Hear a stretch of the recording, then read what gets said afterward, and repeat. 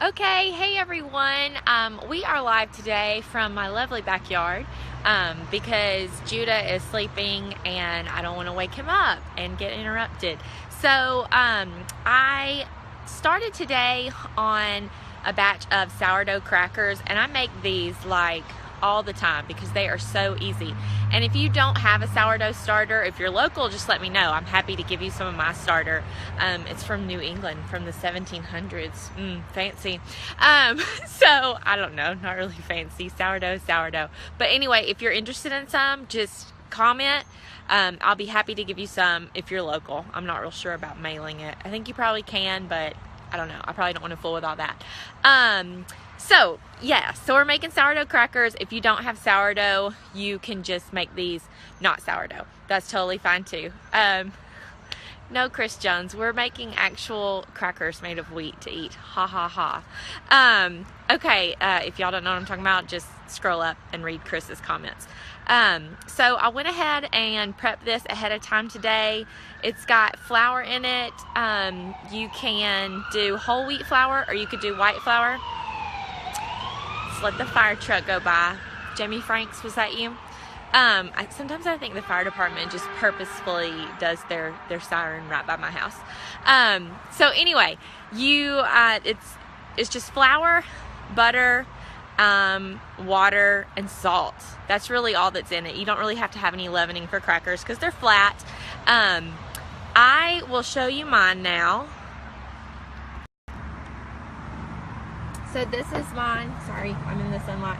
So this is my dough. I make it plain, but I also like to put herbs and spices in it. This has a teaspoon of garlic powder, teaspoon of onion powder, and maybe 2 teaspoons of dried dill. And this makes a really yummy herbed cracker. I rolled it out on our rock crock grill stone. If y'all aren't familiar with our rock crock grill stone, it's just like our pizza stones, except our pizza stone only goes in the oven, and well, it could go in the microwave, but it's way too big. But the rock crock stone goes in the oven. You can also use it under the broiler, and you can put it on your outdoor grill. So if you want a grilled pizza, you can use this for this. If you want to do layered grilled nachos, you can use this for this. My favorite thing is that this thing goes in the dishwasher, so I'm finding myself using this a lot lately. So I just rolled this out with our little baker's roller, which is really fun. If you've got kids, you need to get one of these. They can help you bake with it. They can do pizza dough with it. They can do Play-Doh with it. They can do pie dough with it. So this is a really neat tool. Some of y'all may remember it from back in the day when it was wood, but it's plastic now. Then I'm just going to take our kitchen spritzer, and this is a little device that you just pump that up and down, and you get pressure in there. And then as you get pressure, it's kind of like you create your own kitchen cooking spray. And so I just put extra virgin olive oil in mine. I don't know if the camera will pick up the fine mist that's going. This will also be lovely to take to the pool with you. You can just mist yourself with tanning oil. So yeah, make your own. Then I just like to give a pretty generous sprinkling of salt because they are crackers after all. And I really like to put these in our diaper bag because they're a snack that I can feel good about because I made it, so I know what's in it. Then I'm just going to take our pizza and crust cutter and just go down and make little cuts.